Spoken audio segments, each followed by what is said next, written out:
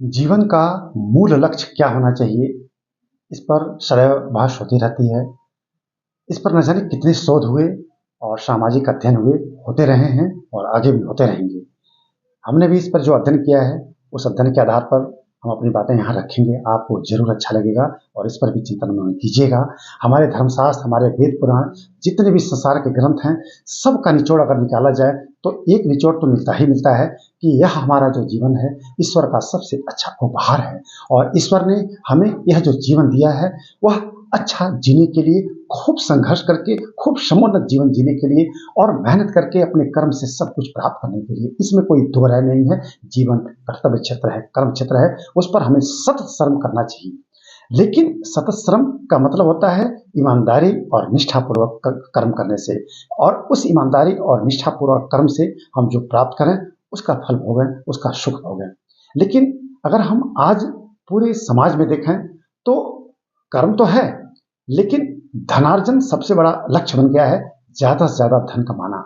तो इस धन कमाने में दो तरह के रास्ते दिखाई देते हैं।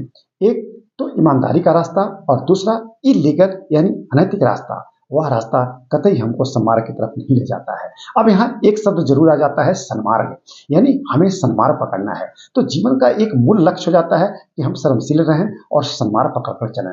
दूसरा कि हमारे पास खूब प्राप्त हो, धन दौलत हो और सुख समृद्धि हो, हम खूब ऐश्वर्य वैभव पूर्ण जीवन जिएं, और ऐसा जीवन कि जिससे किसी को न तो तकलीफ हो, न किसी को कष्ट हो, वरन हमारा जीवन दीन दुखियों के काम आए। यानी हमारे हृदय में करुणा रहे, हमारे हृदय में दूसरे के प्रति दया रहे जो दीन दुखिया हैं। यानी हम समाज को अगर आगे बढ़ाना चाहते हैं तो हम मेहनत करके आगे बढ़ें और हमसे जो निचली कतार में हैं उनको आगे बढ़ाने का प्रयास करें।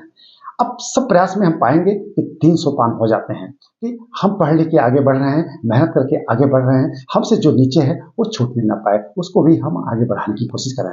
और फिर हम देखें कि असल में जो आगे कुछ अराजकता दिखती है, कुछ अनैतिकता दिखती है, वो समाप्त कैसी होगी। तो इसके लिए जरूरी है कि हम अपने प्रयास को ईश्वरमय करें।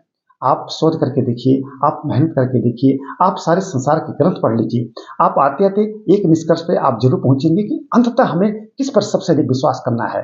तो अपने कर्म पर तो विश्वास करना ही करना है, लेकिन एक जो सबसे बड़ा रास्ता दिखता है वह ईश्वरमय होने का रास्ता। यानी अगर हम ईश्वरमय होकर अपना धर्म करते हैं, अपना कर्म करते हैं, तो हमें वही सन्मार्ग मिलेगा जिस पर हमें जाना है, और हम कभी गलत रास्ता नहीं पकड़ सकते हैं।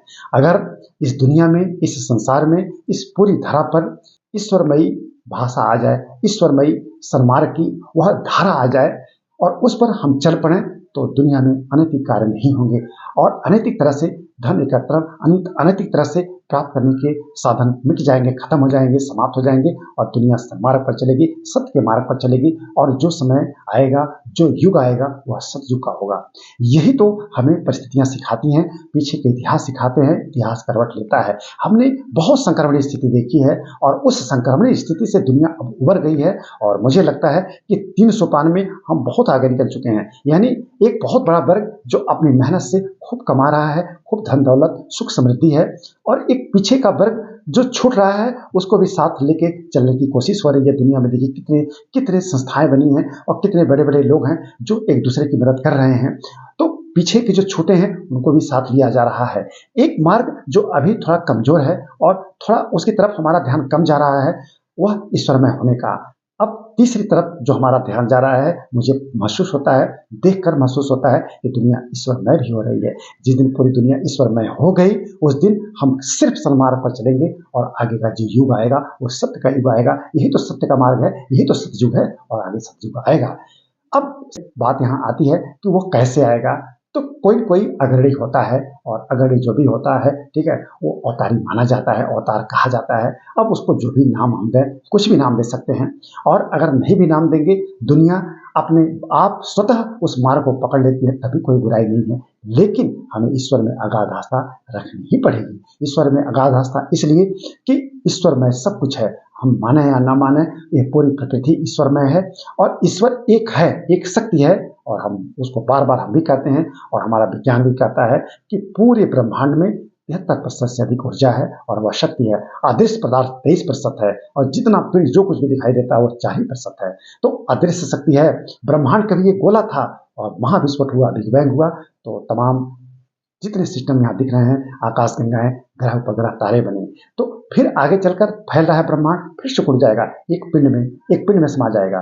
तो ईश्वर वही तो है, ईश्वर है, अस्तित्व है, और उसका वो अपने आप से कहता है कि हम एक से अनेक होना चाहते हैं, तो प्रकृति का निर्माण होता है, सृष्टि का निर्माण होता है, और फिर सृष्टि फैलती है, फिर सिकुड़ती है, तो महाविनाश होता है, सृष्टि बनती है, उसका विकास होता है, फिर प्रलय भी होता है। तो हमने बड़े संक्षेप में अपनी बात कही है, और बात का निचोड़ यही है कि अंततः दुनिया को ईश्वरमय होना ही पड़ेगा, क्योंकि अंततः वही सबसे अच्छा मार्ग है, कल्याण का वही मार्ग है, और मनुष्य जीवन का परम लक्ष्य ईश्वर को प्राप्त करना हो जाता है, और दुनिया उधर की तरफ जा रही है, और ऐसा लगता है कि आने वाली दुनिया ईश्वर की तरफ आगे बढ़ेगी।